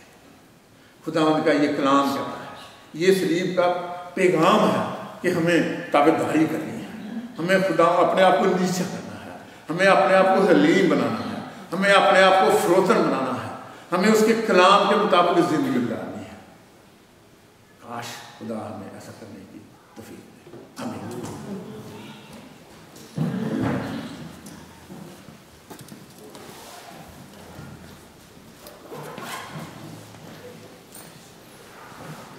हम थोड़ी देर के लिए अपनी ज़िंदगियों पर गौर करें कि क्या कुछ कलाम की ये बातें जो आज खुदा के काबिल ने हमारे सामने रखी हैं हमारी ज़िंदगी में है या नहीं है।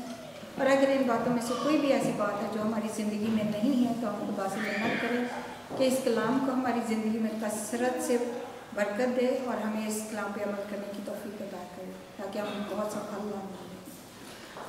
प्यारे खुदा, मैं तेरा शुक्र करती हूँ तेरी सलीबी मौत के लिए जो तूने हम सब गुनहगारों की खातिर उठाई, तूने अपना मुकद्दस कीमती खून हमारे लिए बहाया ताकि हम उस पर ईमान लाए और हमेशा की ज़िंदगी के वारिस हो सके। खुदा, तेरा शुक्र करते कि तूने हमें अपना फर्जंद ठहराया है। खुदा, ये तेरा फजल है, हमारी अपनी कोई इसमें काबिलियत नहीं है। खुदा, तेरा शुक्र, तेरी तारीफ़ और तेरी सफाइश करते हुए खुदा हम आज की इबादत को ख़त्म करते हैं और खुदा हम तुझसे मिन्नत करते हैं कि अगले हफ्ते जब फिर हम जमा हों खुदा तो इसी तरह सेहत सलामती के साथ और खुशी से तेरी बारगाह में आ सके। खुदा, आज के कलाम की बातों को हम अपनी ज़िंदगी में अमल करने दें और उनको अपने साथ घर ले जा सकें। हम ये ना जाए बल्कि इस पर सोचें और उन पर अमल भी करें। तेरे बेटे यीशु के नाम में सब कुछ मांगते हैं, आमीन। हम खुदा की सिखाई हुई दुआ में शामिल हों। आए हमारे बाप जो आसमान पर है, तेरा नाम पवित्र जाए, तेरी बादशाह है, तेरी मर्जी जैसे आसमान पर भी होती है जमीन पर भी हो। हमारे आज का रोशन करते जिस तरह हम मछली को नमक प्राप्त करते हैं कि हमें खत्म होकर हमें आश्वास में लाना क्योंकि बादशाह कुदरत और जवाब हमेशा शक्ति। अब मैं अब्बा जी से दरख्वास्त करूंगी कि वो तिलावत दरख्वास्त जमात को रुखसत करें।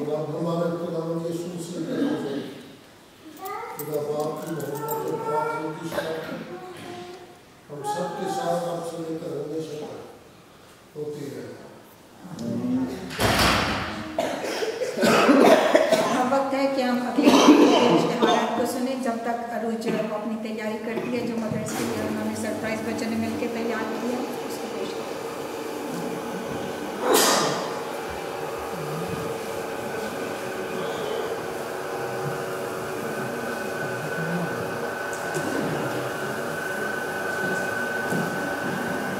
यीशु मसीह में आप सबको मेरा सलाम। आने वाले दिनों के लिए जो इश्तिहारात गुज़श्ता इतवार का हदिया 643 रूम में खुदावंद के हुजूर में जमा किया गया। खुदावंद हम सब देने वालों को बरकत दे।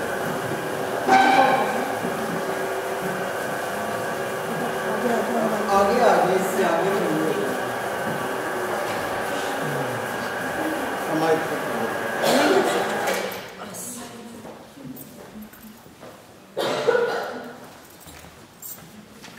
जैसा कि आप सबको पता है कि आज की इबादत खास इबादत है मदर्स डे के लिए मदर्स डे की।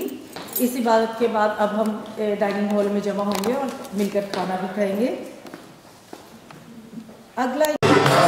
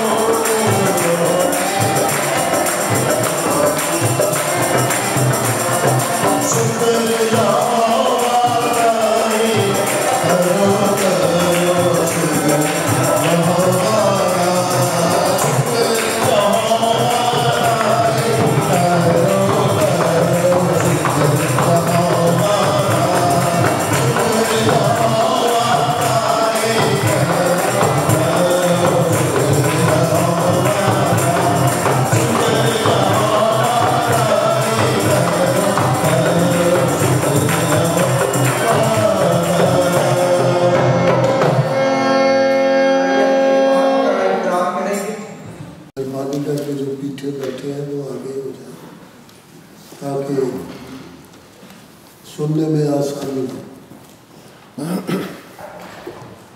معذرت خواہ کہ پچھلے 2-3 ہفتوں سے میں ٹھیک نہیں رہا، بیمار رہا، کچھ بھی پڑھنے کو بھی دل نہیں چاہتا تھا، لیکن یہ اچھا ہے کہ خداوند نے وقت دیا کہ آج ہم نہ صرف خداوند کا کلام آپس میں شیئر کریں بلکہ خداوند کی میز کے پاس اکٹھے مل کے آئے، اور میں اس موقع کو مس نہیں کرنا چاہتا تھا۔ باتیں پرانی ہوں یا نہیں ہوں اس سے کوئی فرق نہیں پڑتا، زندگی میں ایک خواہش ہونی چاہیے کلام کو قبول کرنے کی۔ میں نے آپ کو بتایا ہے ایک دفعہ کا واقعہ، کچھ مشنری خاتون میرے ساتھ ایک جگہ پر گئیں، تو وہاں انہوں نے سوچا کہ چلو ہم عبادت بھی کریں گے اور تعارف بھی ہو جائے گا۔ ہمارے وہ عزیز تھے جن کے پاس ہم گئے، تو انہیں نہیں پتا تھا کہ میں پادری ہوں، وہ مشنری خاتون جو تھی، تو راستے میں باتیں کرتے کرتے انہیں بتایا میں نے کہ میں کیا کرتا ہوں اور کیسے یہاں سویڈن میں آیا۔ تو وہ ذرا گھبرا سی گئی کیونکہ پادریوں کے ساتھ ان کے تجربات کچھ اچھے نہیں تھے، کرٹیسزم اور باتیں اس قسم کی ہوتی تھی۔ خیر ہم اس جگہ پہنچے، شام کو کھانا کھانے کے بعد ہم عبادت کے لیے فراہم ہوئے، تو میں نے ان کو کہا کہ آپ خدا کا کلام شیئر کریں، تو انہوں نے کلام سنانے سے پہلے ایک بڑی خوبصورت بات کہی۔ انہوں نے کہا کہ ایلیا جب قریب کے نالے پر وہاں خداوند کے حکم کے مطابق رہتا تھا تو کوے اس کے لیے خوراک مہیا کرتے تھے، گوشت اور روٹی اس کو دیتے تھے۔ تو انہوں نے کہا کہ اس سے کوئی فرق نہیں پڑتا کہ خوراک کس سے ملتی ہے، کووں سے ملتی ہے یا کسی اور سے، انسان کو بھوک ہونی چاہیے اس خوراک کو قبول کرنے کے لیے، اور یہ بہت بڑی حقیقت ہے۔ ہم اکثر اوقات خداوند کے گھر میں آتے ہیں، خداوند کا کلام سنتے ہیں، دروازے سے باہر جب جاتے ہیں تو کچھ کامنٹ سننے میں آتے ہیں کہ کی دسے ایسے کوئی ہوئی ہے پرانی باتیں یا کچھ ایسی باتیں کہ پڑھ کے نہیں آیا، انہیں پتہ ہی نہیں سی تو میں آکڑا کی ہے، یا اس قسم کی باتیں۔ اور میں یہ سوچتا ہوں اس بات کی نشاندہی ہے کہ ہم نے اس عبادت سے کچھ نہیں پایا۔ اگر ہماری روح خداوند کے لیے بھوکی ہے اور اس کے کلام کے لیے بھوکی ہے تو ہم یقیناً برکت پائیں گے، باتیں پرانی ہوں یا نہیں۔ آج کے لیے جو باتیں میں آپ کے سامنے رکھنا چاہتا ہوں وہ 3 دوستوں کی تمثیل ہے۔ 3 دوست ہیں، ایک جو سفر کر کے اپنے دوست کے پاس آتا ہے، دوسرا دوست وہ جس کے پاس وہ آتا ہے، اور تیسرا دوست وہ جس کے پاس اس کے آگے رکھنے کے لیے کچھ نہیں اور وہ اس کے پاس جاتا ہے اس کے پاس جاتا ہے اور کہتا ہے کہ مجھے کچھ دے، میرے پاس کچھ نہیں، میں اس کے آگے رکھوں، تو وہ اس سے 3 روٹیاں مانگتا ہے۔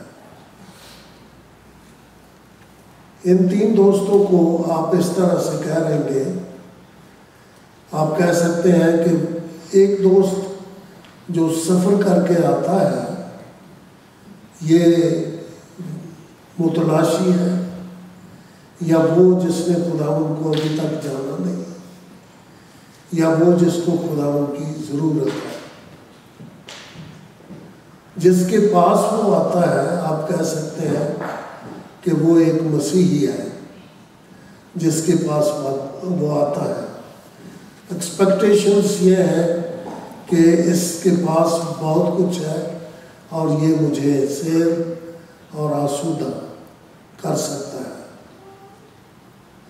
لیکن مسیحی کی اپنی کیفیت یہ ہے کہ وہ خود جانتا ہے کہ میرے پاس کچھ نہیں ہے۔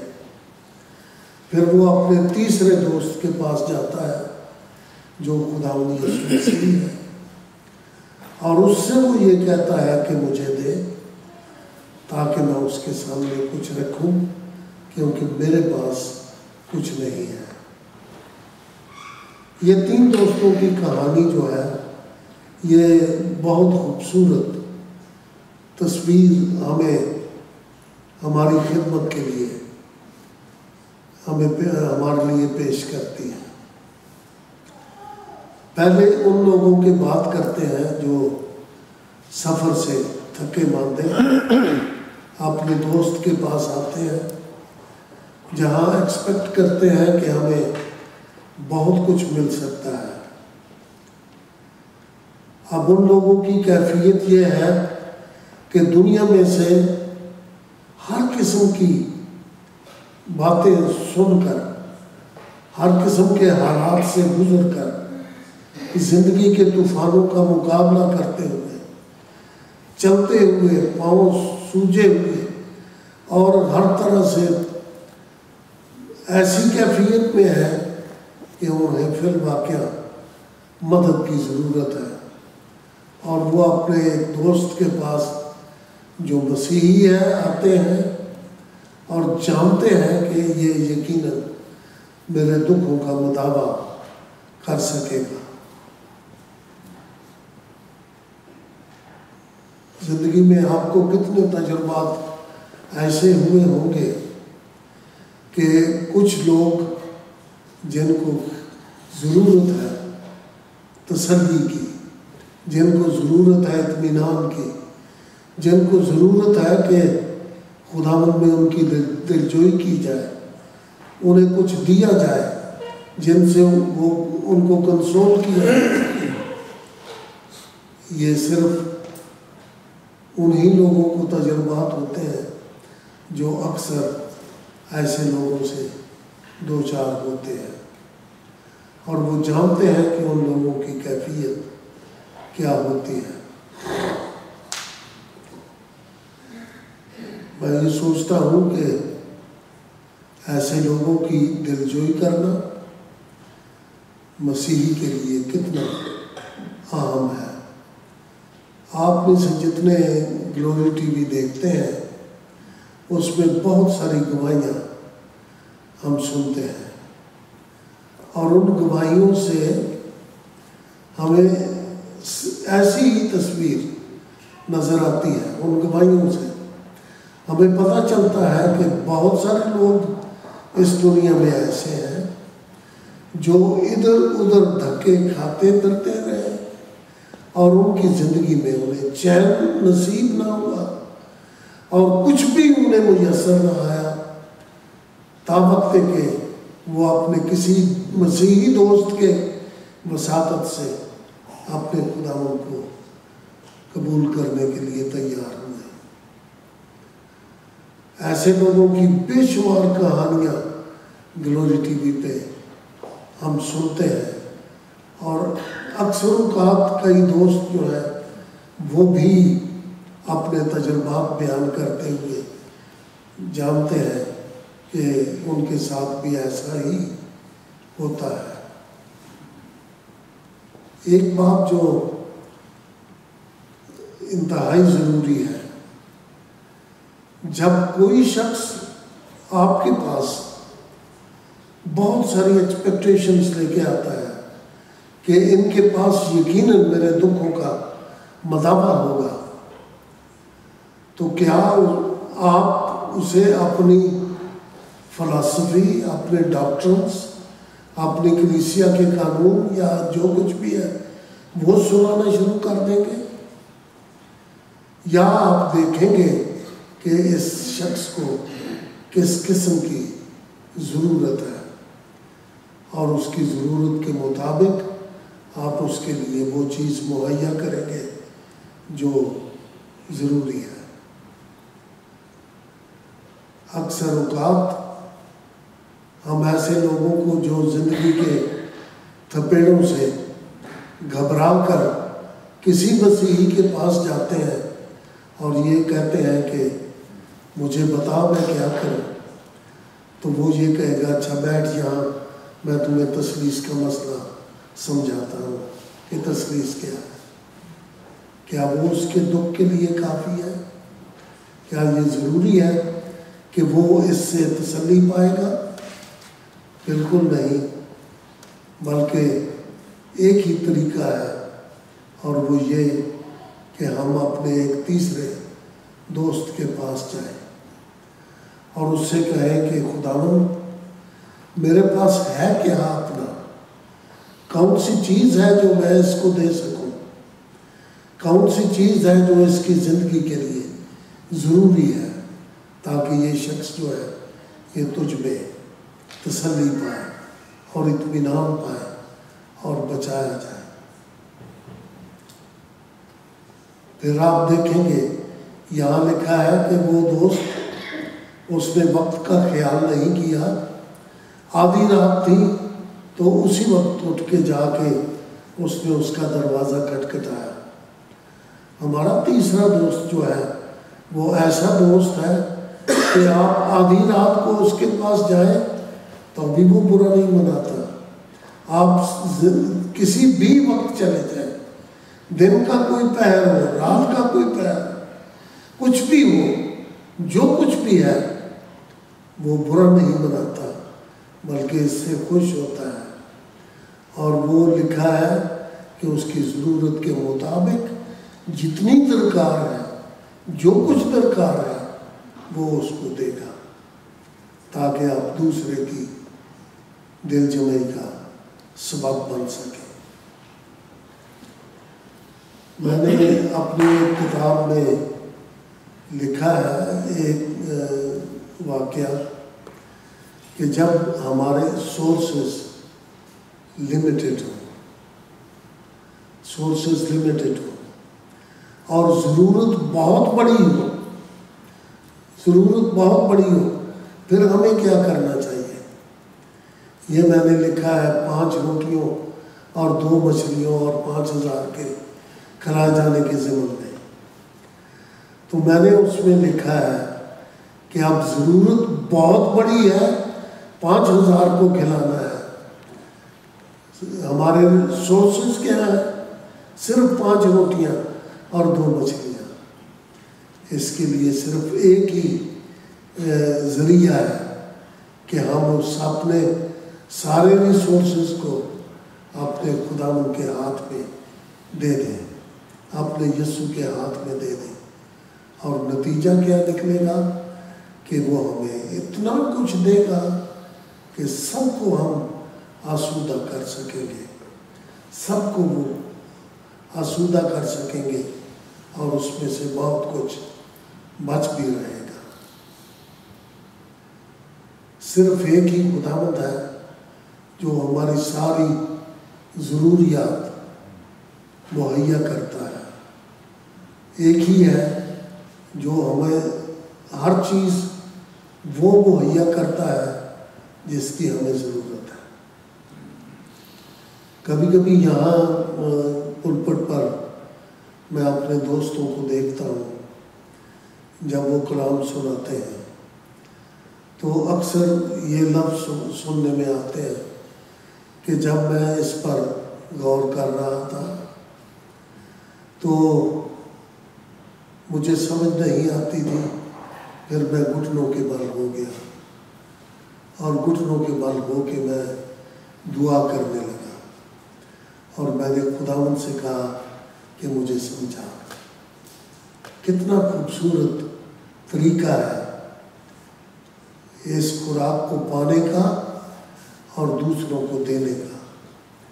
जब हम अपने खुदावंद से घुटनों के बल हो के खा रात का कोई पहर भी क्यों ना हो या कोई वक्त भी क्यों ना हो, हम सिर्फ इस बात को याद रखें कि जो हमारे लिए, जो हमारे पास आया है ज़रूरतमंद है, उसको किस किस्म की ज़रूरत है और उसको देने के लिए मुझे यकीनन उससे लेना चाहिए।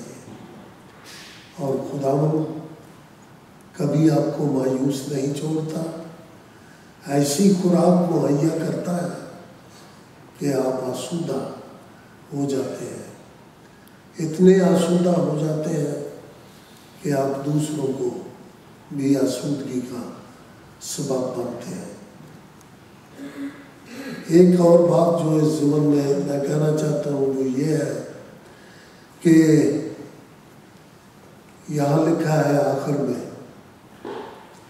कि जब तुम बुरे होकर अपने बच्चों को अच्छी चीज़ें देना जानते हो तो तुम्हारा आसमानी बाप अपने मांगने वालों को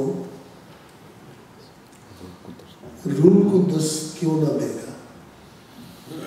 अब इससे बढ़िया और क्या चीज़ हो सकती है जो हम मांगे और वो हमें अता फरमाए। जब हम खुदावंद के हजूर जाते हैं और उससे मांगते हैं तो मैं ये समझता हूँ कि खुदावंद के पास जो सबसे बढ़िया चीज़ है वो हमें अनायत कर देता है कि ये ले, इसके वसीले से ये आसूदा होगा। मांगो तो तुमको दिया जाएगा, ढूंढो तो पाओगे। खुदावंद अपने लोगों को आसूदा करने के लिए सब कुछ देने के लिए तैयार है, बशर्ते कि मांगने के लिए हमारे हाथ उसकी तरफ उठे और हमारे घुटने उसके सामने झुके, फिर हमें सब कुछ मिलता है।